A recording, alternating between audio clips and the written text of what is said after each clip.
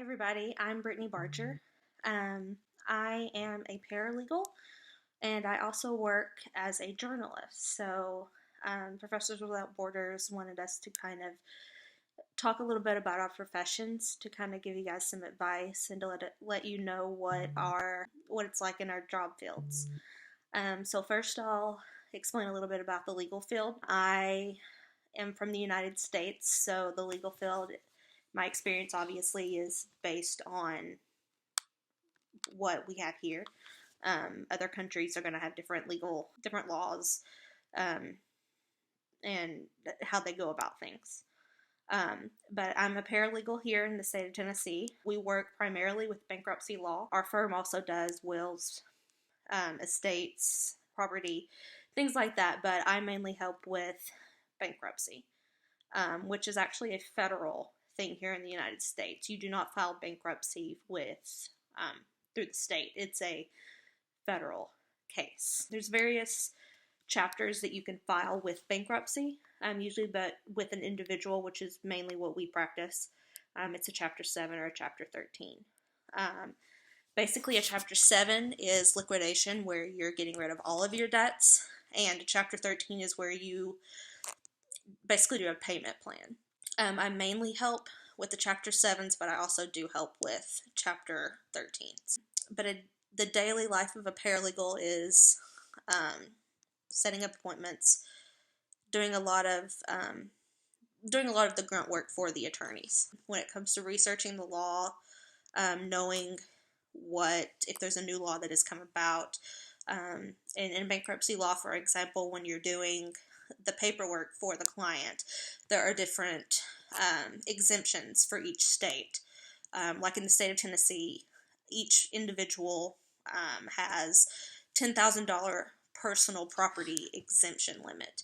And so you have to know the statutes and exactly what applies. A house is not going to apply under the same statute as a car, for instance. So you have to know what the different statutes are. There's different things when it comes to if you want to keep your car, want to keep your house. You can keep it, continue the payments. You can sign what they call a reaffirmation agreement, which is re-signing up to the debt with the bank or whoever you have the loan with. If it's household goods, you can avoid the lien. Other things you can redeem. There's a lot of things that go into it, and really the paralegal are the ones that prepare the documents. We schedule the signings. We're the ones who really communicate with the clients. So if we need to call the client to ask a question of, why there's something on their bank statement where they got a $1,000 check that wasn't from on their pay stub, for example. We're the ones that call to find out why. We also kind of explain, for instance, what a reaffirmation agreement is, why they might want to sign it, why they might not want to sign it. We kind of help them give their options. However, with being a paralegal, it's also very important that we do not give legal advice because we're not licensed attorneys. So there's a fine line there that you have to make sure that what you're doing is not giving legal advice. If it's common knowledge, you can obviously say it. You can also speak to the attorney and say, attorney blah blah has said that she advises you to do this.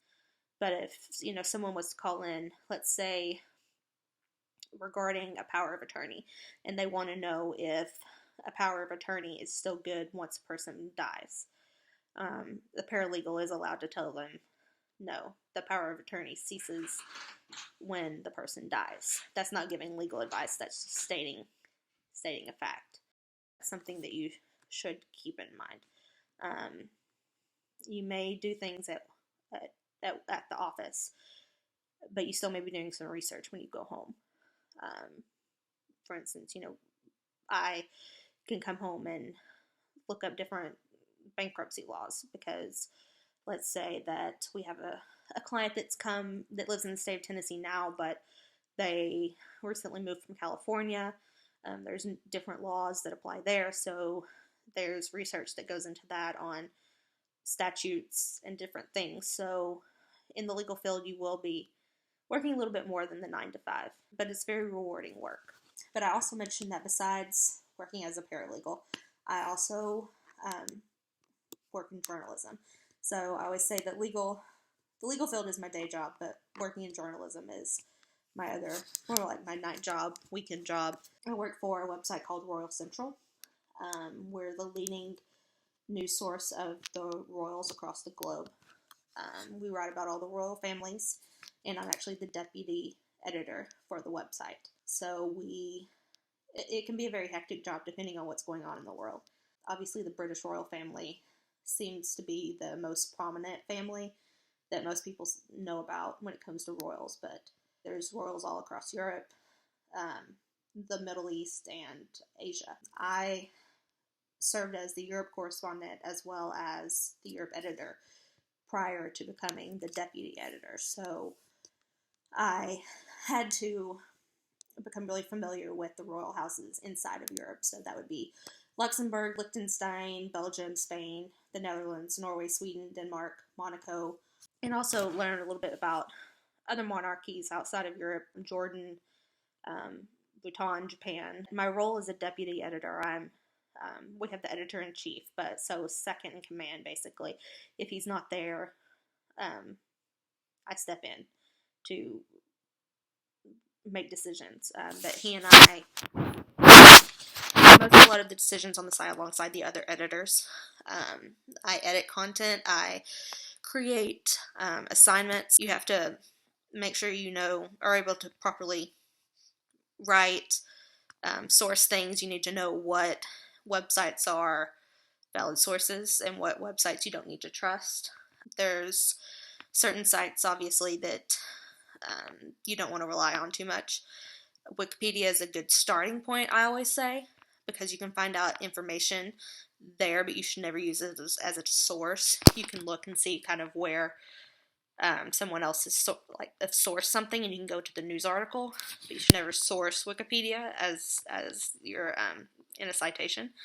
Working with the royals of Europe and learning about them, there's been a lot of Google Translate because I'm from the United States, so I don't speak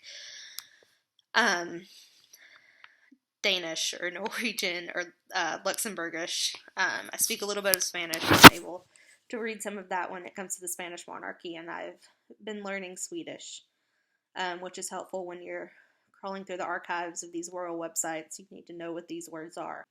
So there's a lot of patience that comes with being a journalist, whether that be in the royal world or not. You have to do a lot of research. You need to make sure you're following up with your sources. You need to make connections. And with being a royal correspondent, you need to be able to make connections within the press offices of the royal house. And they're really usually very helpful, where you can email them and ask questions, and they're willing to help. You really can't be afraid to ask questions when it comes to those things. And you have to be honest. That is the most important thing. Be an honest journalist. Don't write fake news, as the big saying now is the fake news. Have integrity when you do it. Don't make up a story. Don't do clickbait. Write the news. Don't write something that nobody's going to care about. It needs to be valid stories.